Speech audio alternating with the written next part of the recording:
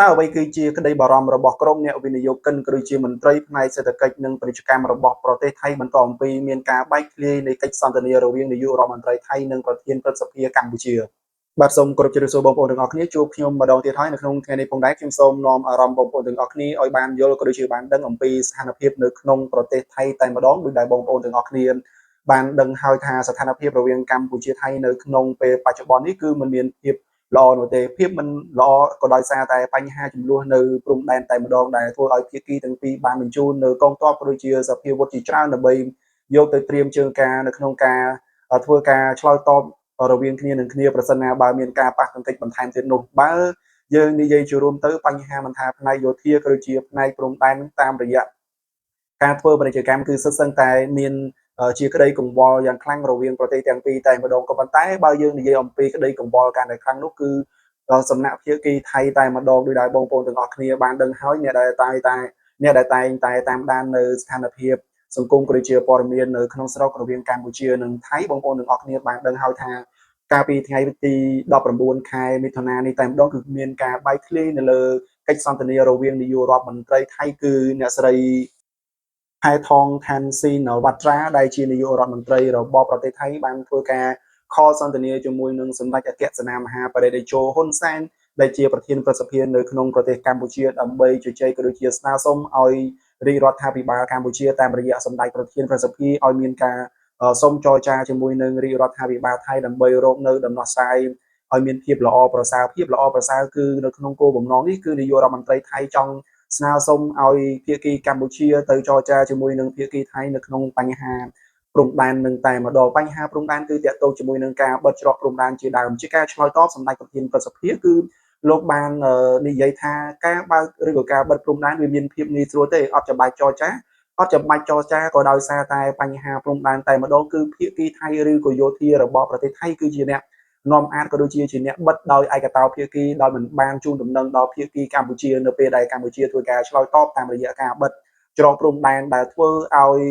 រាល់ទំនិញកសិកម្មរបស់ប្រទេសថៃជាច្រើនបានកកស្ទះក៏ដូចជាខូចខាតជាដំណំដែលធ្វើឲ្យប្រជាកសិកររបស់ប្រទេសថៃកំពុងតែជួបនៅផលលំបាកផងដែរនៅក្នុងពេលនេះដែលវាជាហេតុធ្វើឲ្យនាយករដ្ឋមន្ត្រីនៅក្នុងប្រទេសថៃបានធ្វើការខលមកសូមជជែកជាមួយនឹងសម្ដេចប្រធានព្រឹទ្ធសភាដើម្បីសូមឲ្យប្រធានព្រឹទ្ធសភាប្រាប់ទៅនាយករដ្ឋមន្ត្រីហ៊ុនម៉ាណែតសូមធ្វើការចរចាក៏ប៉ុន្តែសម្ដេចប្រធានព្រឹទ្ធសភាគឺលោកបានលើកឡើងថាកម្ពុជាមិនចរចាជាមួយនឹងថៃនៅក្នុងការចរចាទៅលើការបិទឬក៏បើកព្រំដែនទេប្រសិនណាបើកម្ពុជាយល់ព្រមចរចាមានន័យថាកម្ពុជាគឺ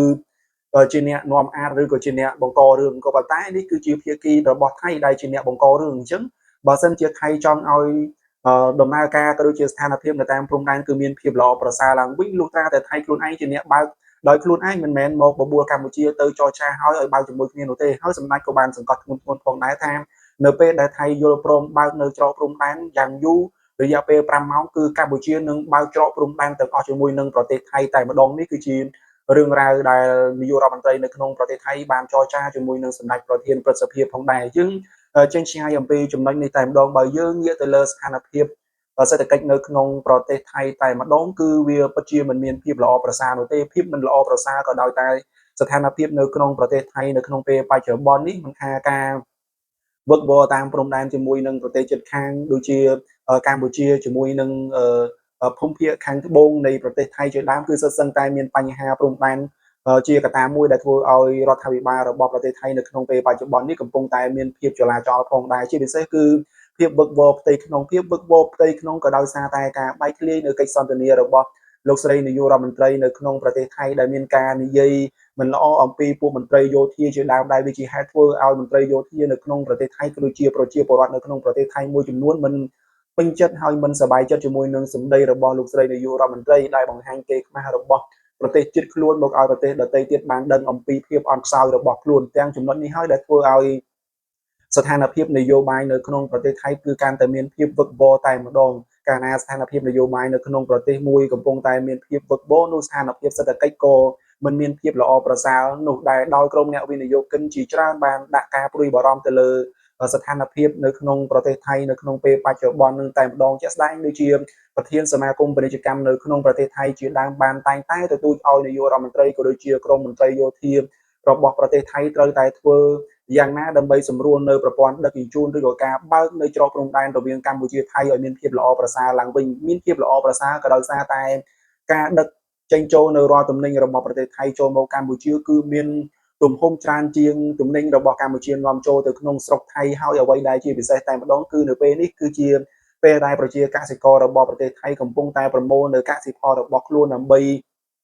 នាំយកមកលក់នៅក្នុងប្រទេសកម្ពុជាប្រសិនបើដូចជាក្នុងពេលបច្ចុប្បន្នកម្ពុជាបានបិទនៅច្រកព្រំដែនដោយហាមឃាត់មិនឲ្យនាំចូលនៅបន្លែផ្លែឈើរបស់ប្រទេសថៃដែលវាជាហេតុធ្វើឲ្យប្រជាកសិករនៅក្នុងប្រទេសថៃមានក្តី